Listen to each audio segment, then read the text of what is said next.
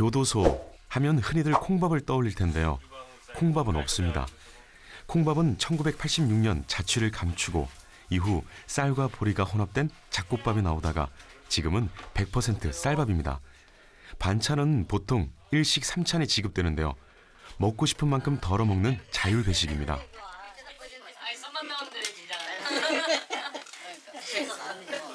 알겠습니다. 검사들도 안 주고 직원분이 수고 많으세요.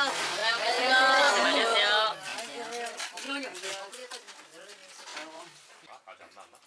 범죄자들에게 쌀 한 톨도 아깝다는 분들이 있지만 식사 제공은 기본권이라 한 끼에 약 1,500원 정도의 식사가 제공됩니다. 식사 후 설거지는 각자가 해야 합니다. 12명이 돌아가면서 설거지를 하려면 많은 시간이 소요되다 보니 수용자들이 나름 머리를 쓰고 있는데요. 보통 큰 대야를 들여와 한꺼번에 설거지를 합니다. 겨울에는 식수로 받아놓은 온수를 십시일반 모아 식판과 숟가락을 닦기도 하죠. 수용자들은 생활 공간에 대한 불만을 모두 저희 교도관에게 표출합니다. 불만을 해소해주지 않으면 각종 민원을 넣어 교도관을 괴롭히고 심지어는 교도관을 상대로 소송까지 제기해 교정 교화가 점점 어려워지고 있습니다. 저희가 학교에서 한 개의 거실에서도 교육하는 학생들에 대해서 점점 학생 수를 줄여가지 않습니까? 그 학생에 대한 교육의 효과를 높이기 위해서 인원을 줄이고 있는 것만큼 교도소에서도 그 수용자를 관리하는 데 있어서 교도관 1인이 맡아야 될 수용자의 인원이 줄어든다면 그 수용자에 대한 처우의 깊이나 그거에 대한 연속성이나 이런 부분이 지금보다 훨씬 더 효과가 좋아질 거라고 생각합니다. 일단은 저희가 그냥 단순히 지금 가두는 것뿐만 아니고 정말 이 사람에 대해서 교화를 할 수 있는 그런 여건이 정말 마련된다면 더 없이 좋겠죠. 중범죄나 관심 대상 수용자를 수감하는 에스포 사동이 있는 이곳은 원주교도소입니다.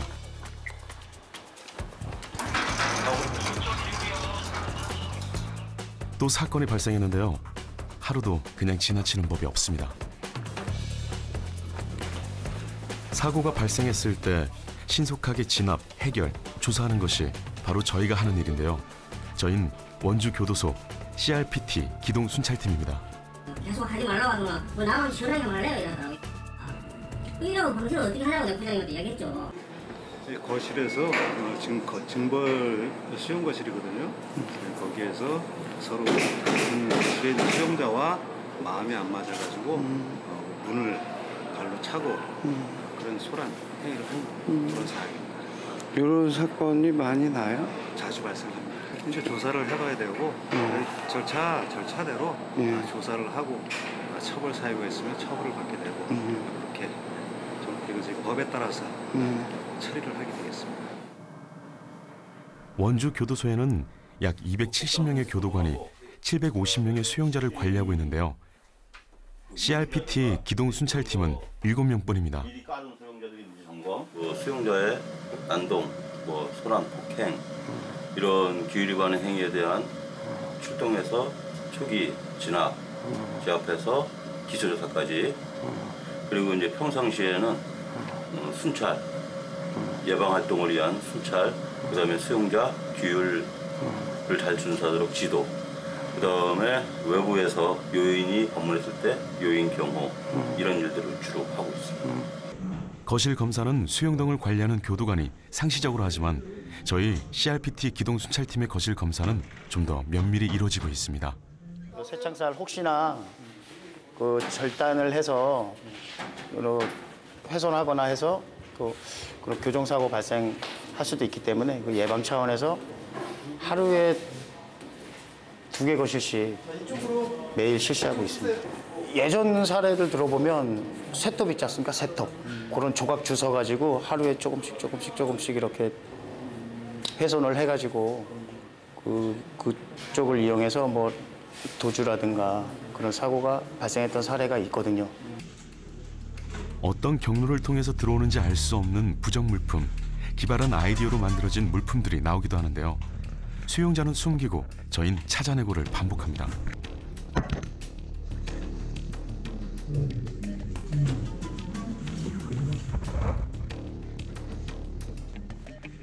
이건 교도소 내에서 판매하고 있는 긴 파자마인데요. 반바지가 되어 있습니다. 이게 누구 거예요? 이거 누가 건조했지? 본인이 건조했나? 예. 왜? 아니 목이 싫어가지고 좀 앉아. 이걸로 목도리 만들었다고 잘라서? 목도리 어디 있어? 저기 꺼내.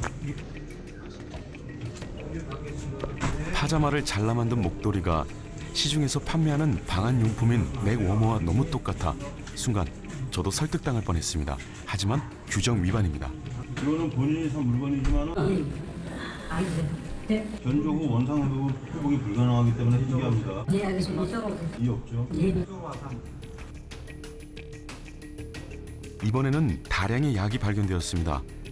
교도소 내에서 약을 보관하는 것은 금기 사항입니다. 약을 모아 한꺼번에 먹고 사고로 이어질 수 있기 때문인데요.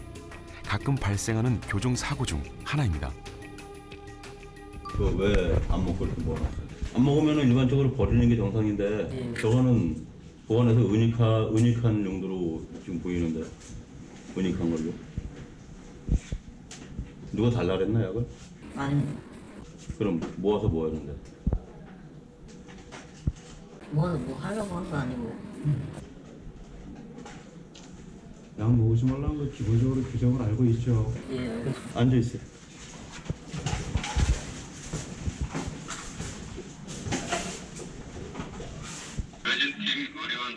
다양한 범죄자들이 같은 거실에서 생활하다 보니 부정 행위는 갈수록 지능적으로 변해가고 있습니다. 5시 30분 저녁 식사 후 9시 취침 시간까지 거실 내에서 많은 일들이 발생합니다. 야간에는 수영동 교도관이 절대 부족해 저희 기동 순찰팀이 순찰을 지원하고 있습니다.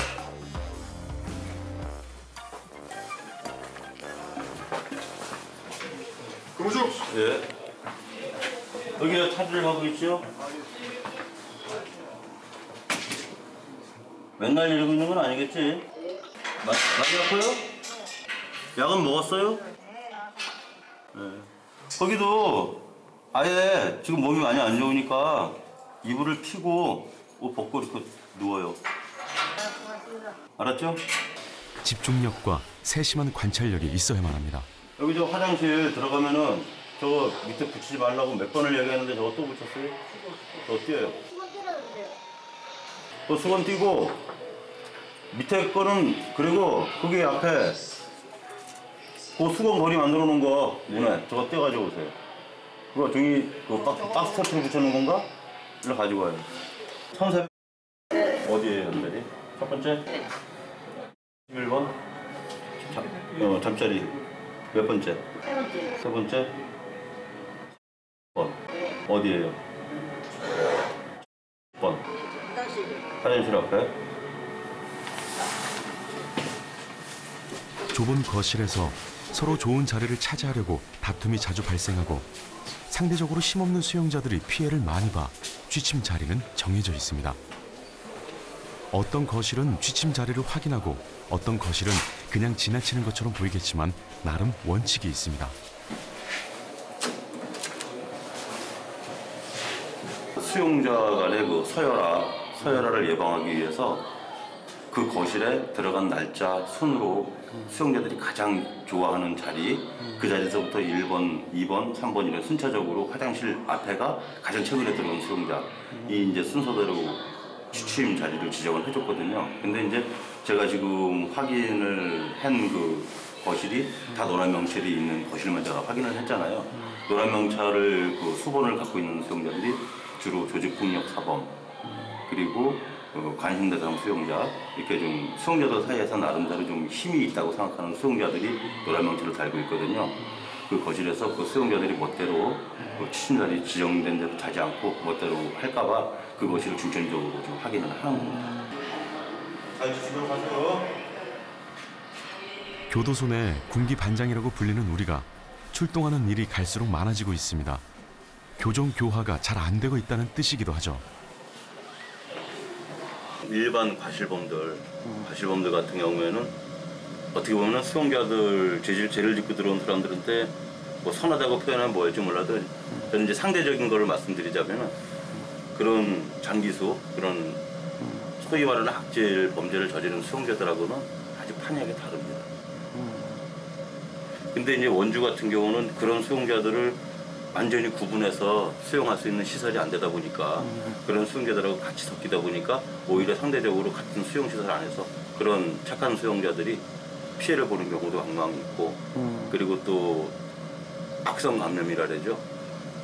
죄질이 진짜 극히 불량한 수용자들한테 그 범죄 성향이 감염되는 그런 사례도 없지 않아 있다고 저는 보고 있거든요. 그럼 이걸 해결하려면 어떻게 해야 되는 거예요? 제가 그 부분에서 말씀드리자면 일단은 시설이 보완이 돼야 되겠죠. 1급 수용자부터 4급 수용자까지 있다라고 하면은 그 수용자들을 급수별로 나눠서 처우를 하는 것이 가장 이상적인데 그 수용자들을 그 섹터별로 나눠서 수용할 수 있는 수용 시설이 없습니다. 모자르죠. 우리나라에는 53개 교정시설이 있습니다. 약 4만 7천 명을 수용할 수 있는데요. 실제로는 5만 5천 명이 수용되어 있습니다. 과밀이죠. 범죄자인이 그 정도 불편함은 감수해야 한다고 생각하는 사람들도 있지만 과밀 수용은 재범률을 높이고 있습니다. 지금 각 교도소마다 모두 100%를 넘습니다. 대한민국의 모든 교도소들이요. 심한 경우는 120%의 수용률을 보이는 경우도 있습니다. 무슨 말이냐면 100명이 수용돼야 할 그 교도소, 그것이 사실은 100명이 다 찬다고 해서 적정하다고 볼 수는 없습니다. 최대 인원이라고 볼 수 있는 것이거든요. 그 수용할 수 있는 그 과거 감방이라고 불렸던 이건 역시 1인당 확보할 수 있는 공간도 사실 최대 정원은 여유 있는 공간은 아닌데 이것보다 더 많은 사람이 들어가 있다는 거예요. 이 과밀의 두 번째 문제는 뭐냐면 원래 목적인 교정교화, 재사회화가 이루어질 수 있느냐의 문제입니다. 그럴 여력이 있느냐. 그렇게 하려면 각각의 재소자들, 각각의 범죄자들이 왜 이런 범죄를 저질렀느냐, 무엇이 원인이냐, 이것을 알아내야 하고 거기에 맞는 개별적 처방이 이루어져야 합니다. 이들이 교도소에 영구히 격리되고 있다면 문제는 다르겠지만 어차피 사회로 나온다면 사회에 적응을 해야 합니다. 사회에 적응을 할 수 있는 교정시설이어야만 이들이 다시 포기하지 않고 법과 질서를 지키고 범죄를 저지르지 않도록 할 수 있게 되는 것이죠. 그렇기 때문에 지나칠 정도로 많은 비용을 들여서 지나칠 정도로 호화롭게 하는 것은 옳지 않지만 최소한의 기준과 그리고 어떤 주거시설로서의 조건들은 갖춘 교정시설이어야 하고요. 1번 깎기요. 여기요. 8번 깎기요. 예. 예. 어서 오시오. 저희 교도관의 일선을 도와주는 수용동 도우미입니다. 형벌을 받고 있는 수용자인데요. 청소부터 배식까지 온갖 일들을 도맡아하고 있습니다.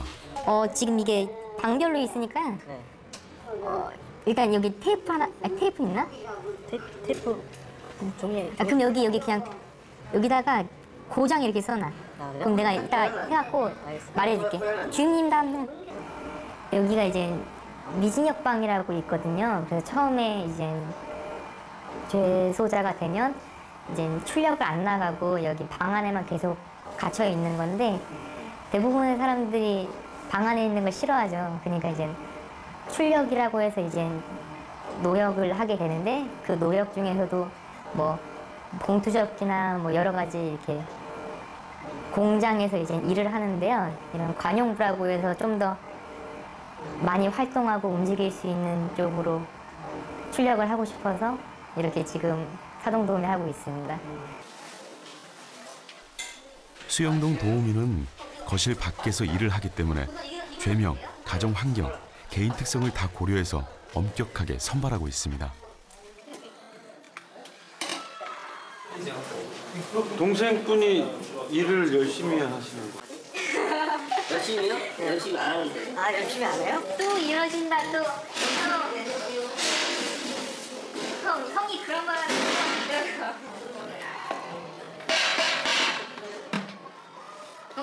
이런 건가요? 충분해 충분해. 그래요? 예식을 네가 잘하네 정확하게. 수용자들은 물론 저희 교도관들도 인정하고 있는 친구입니다. 식사는 언제 하세요? 지금 합니다. 지금. 아, 회식 끝나면 식사하시는 거예요? 예.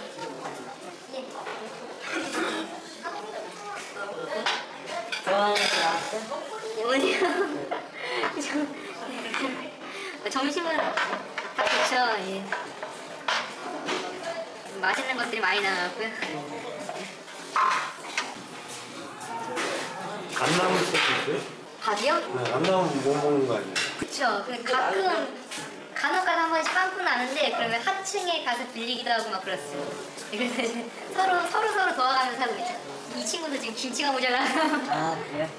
주인 A 씨가 수영동 상층 미지정 수영동의 미소 천사로 불리는 이 친구는 세상을 놀라게 했던 끔찍한 살인 사건의 장본인입니다. 가능성이 큰 것으로 보고 현장 주변을 조사하고 있습니다. 군대에서 제가 적응을 못했죠. 그래서 제가 적응을 못해갖고 좀 선임들이랑도 마찰도 있었고 그러다 보니까 이제 제가 이제 대처를 계속 했었어야 되는데 그냥 피하는 걸 선택하는 바람에 도망치게 돼서 이제 군무 이탈을 한 다음에 제가 이제 탈영하면서 돈을 가지고 왔었는데 뭐 20만 원인가 가져갔던 것 같아요. 근데 떨어지니까 강도를 하게 되는데 그 하는 과정에서 한 사람이 돌아가시게 되었고 15년형을 받고 지금 7년째 복역 중인데요. 어린 나이에 큰 죄를 짓고 한동안 마음을 잡지 못했지만 조금씩 변해가고 있는 중입니다. 원주 교도소 교도관들은 이 친구에게서 희망을 찾고 있습니다. 지금은 좀 어떻게 생각이 들어요? 네.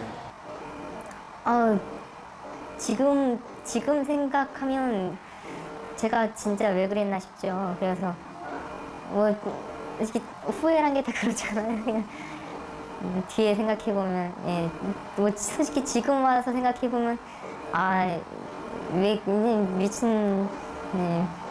미친 놈이었다라고 생각을 하고 있죠. 그래서 그거에 대해서는 변명의 여지가 없잖아요. 제가 다 저지른 죄니까. 그리고 가족한테도 제 가족들한테 제일 미안하고 그분의 가족들한테도 절대 실수 없는 죄를 저지른 거죠.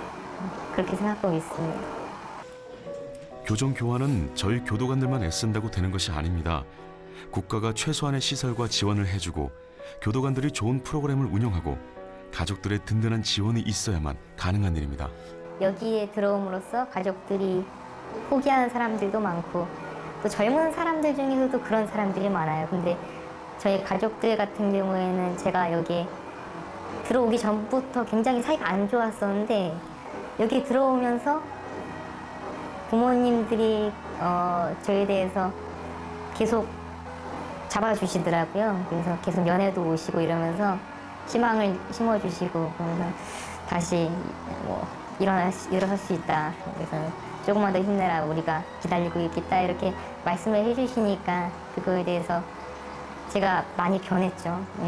처음에 들어왔을 때보다 굉장히 마인드가 지금은 좋아진 상태입니다.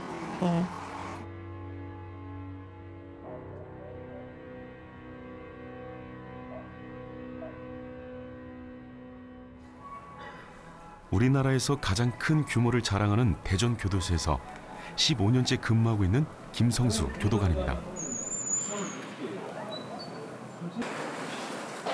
대전교도소에는 약 2,800여 명의 미기결수와 함께 약 670명의 교도관이 생활하고 있습니다.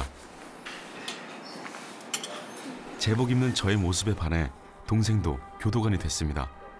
동생은 김천 소년교도소에서 근무하고 있습니다. 네. 수영동에 들어가기 전 반드시 거쳐야 하는 통과 의뢰가 있습니다. 휴대폰이 반입이 금지되어 있습니다. 일단 뭐 수용자한테 들어가면은 뭐 이제 문제의 소지가 커지니까요. 이게 처음엔 답답했는데요. 이제 좀 지나다 보니까 친구들도 이제 전화 안 받으면 예, 당연히 야근인가 보다, 근무인가 보다 이렇게 생각하고요. 그럼 핸드폰 말고 다른 게 또 안 되는 게 있어요? 담배도 안 됩니다. 대전교도소는 4부제 근무를 하는데요. 주간, 야간, 휴무, 반나절 근무인 윤번 근무입니다.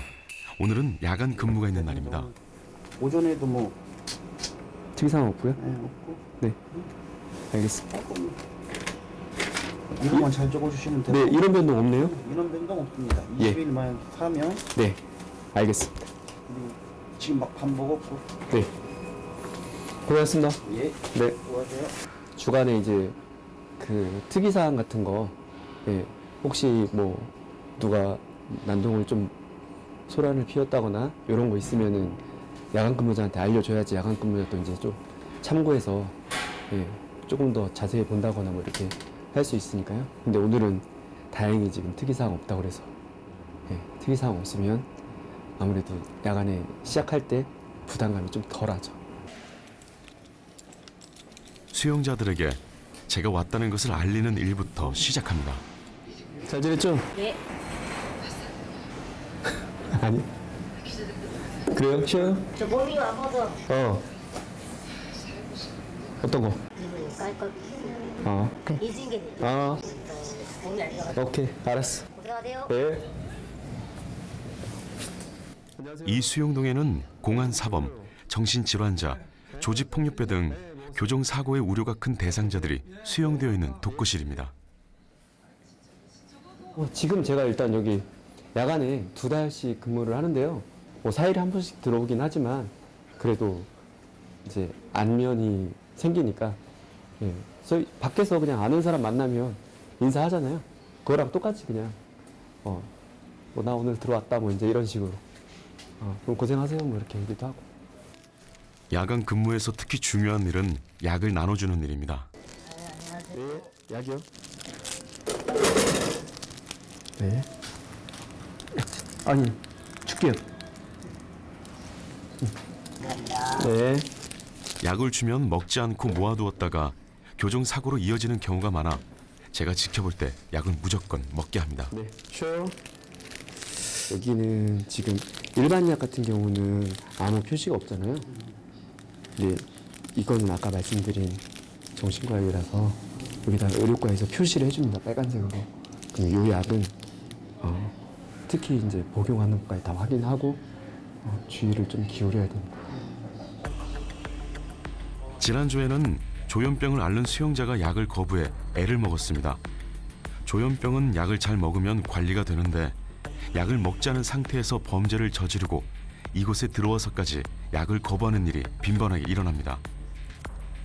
약을 먹지 않고 난동을 피우고 독거실에서 문제 행동을 해 교도관들의 간담을 서늘하게 하는 일이 발생하기도 하죠.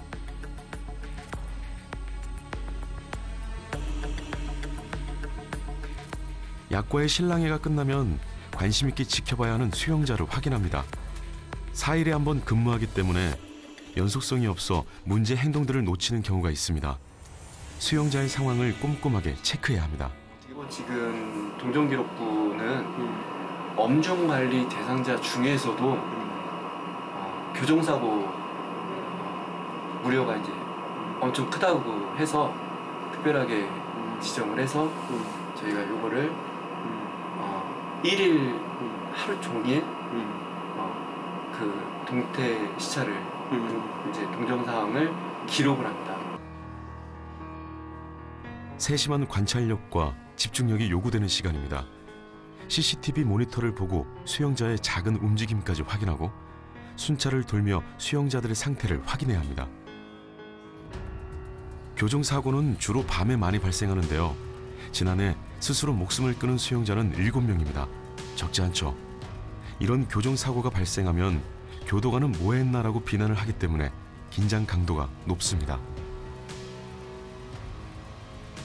자야 할 시간에 잠을 자지 않고 서성인다거나 화장실에 들어가 오래 있는 수용자들은 몰래 인식표를 붙여 야간 근무자들이 서로 정보를 주고 또 확인을 합니다.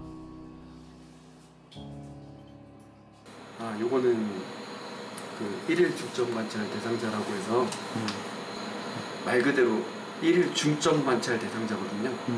요거를 인식표를 거실문 앞에다가 부착을 해놓고 야간 근무자들이 누가 이 사람 좀 더 자세히 봐야 된다 이런 거를 알 수 있게 그렇게 인식표를 부착을 해놓거든요. 야간 근무는 잠을 자지 못해 오는 피로도보다 정신적인 스트레스가 훨씬 많습니다. 불의 강도라든지 지금 보면 꽤 힘든 것 같아요. 솔직히 말씀드리면요, 좀 쉽진 않습니다. 이게 야간에 근무한다고 해서 육체적으로만 힘들 거라고 생각이 들 수도 있는데 말씀드린 것처럼 이렇게 그 심리적인 부분도 사실은 되게 크거든요. 아침에 기상점검할 때까지 수용자들이 좀 무사했으면 아무 일 없었으면 근데 그거를 제가 편하려고 하는 것도 있고 어쨌든 수용자의 안전을 위해서도 계속 도는 순찰을 하는 것밖에 방법이 없어요. 그래서 근무 강도는 약하진 않은 것 같습니다.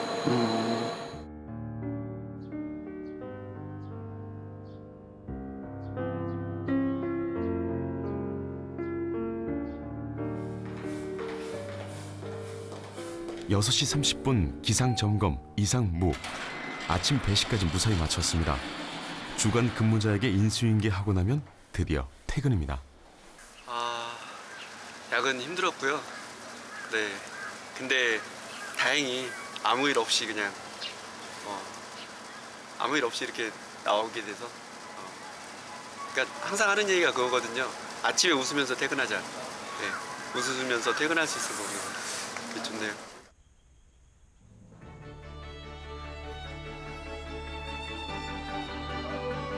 아침 8시면 전국 53개 교도소에는 음악이 울려 퍼집니다. 수용자 여러분, 지금부터 일과를 시작하겠습니다. 거실 내 정리정돈을 마치고 담당 직원의 지시에 따라 질소정연하게 해당 작업장으로 이동하기 바랍니다. 작업장 내에서는 안전수칙을 준수하여 안전사고가 형이 발생하지 확정된 않도록 기결 수용자들은 반드시 출력을 하게 되어 있습니다. 출소 후 사회에 나가 적응할 수 있는 제4회화 프로그램인데요. 검정고시나 각종 자격증을 따기 위해 공부하는 수용자도 있고 교도소 내 공장에서 일하는 수용자도 있습니다.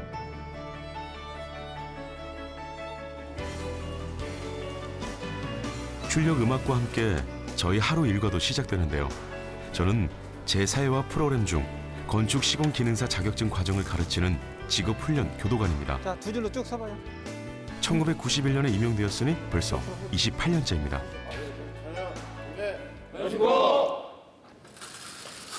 현재 대전 교도소에서 건축 시공 기능사 과정을 공부하는 수용자는 모두 24명입니다.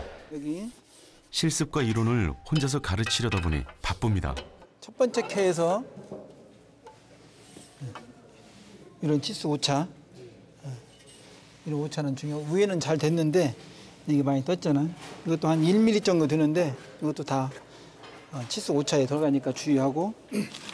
자, 이것을 이제 매번 돼야 중요하지만 매번 되면 시간이 없기 때문에 이 작업 도구를 보면 여기가 좀 반듯하거든요. 이걸로 정확히 이렇게 딸 때 정확히 하고. 28년 동안 1270명을 가르쳤는데요. 낯선 작업이라 처음에는 어려워하다가 잘 따라오는 편입니다. 조금 어려워도 계속 반복해서 하면은 상당히 어렵습니다. 지금 거의 1년 가까이 됐는데도 좀 어렵습니다. 뭐가 제일 어려워요? 어떤 부분이? 네, 실장이 말씀하신 것처럼 치수랑 이제 수평수질 재는 게 가장 어렵죠. 나름 열심히 가르쳐 자격증도 따고 실력을 키워서 출소시키는데요. 출소자를 받아주는 곳은 그리 많지 않아 속이 상합니다. 밖에서 이제 학교를 다니다 들어왔기 때문에 아무런 제가 할 수 있는 이제 기술적이나 이제 먹고 살 방안이 없었는데 이제 여기서 이제 자격증하고 이런 기술들을 통해서 배워서 습득해서 그걸 통해서 이제 살아가려고 하고 있습니다. 지금까지 가르친 제자들이 매년 전국 기능 경기 대회에서 수상을 하고 있습니다. 칭찬받아본 경험이 적은 수영자들이 상을 받고부터는 눈에 띄게 달라지게 되죠. 그런 보람으로 28년간 교도관을 하고 있습니다.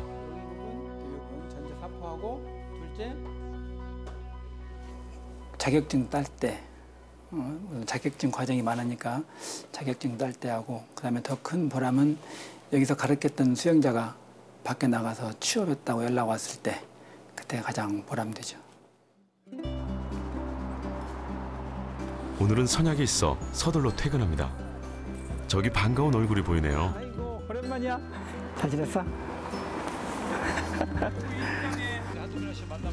제가 가르쳐 사회에 내보낸 제자입니다. 결혼식 때 그냥 울다가 엉엉거리고 통곡했어요. 너 어머니? 아니 제가.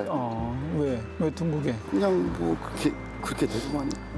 얼마 전 제자의 아들 결혼식이 있었는데 참석하지 못해 미안해서 제가 먼저 약속을 잡았습니다. 아니요, 좀 뭘 좀 치워야 돼서요. 아니 내가 탈게. 예, 됐어. 작업차라 아마 정신이 없어. 걱정 마. 나도 노가다 출신이니까.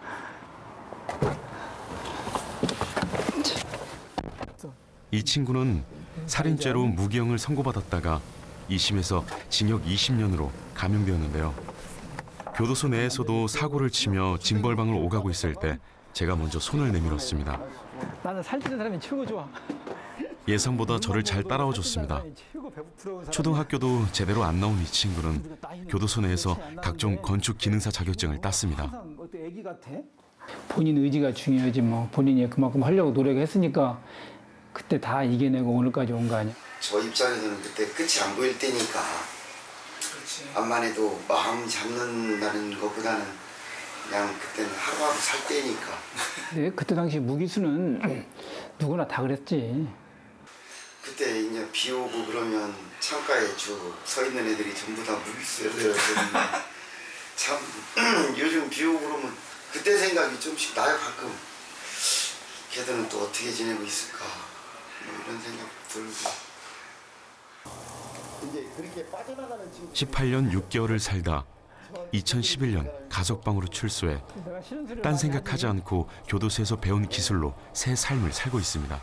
지금은 그래도 내가 열심히 움직이면 벌이가 좀 괜찮으니까 그래도 좀 괜찮은 것 같아요. 나보다 많이 벌잖아. 그러네요. 제대로 식사 대접도 제대로 못하고.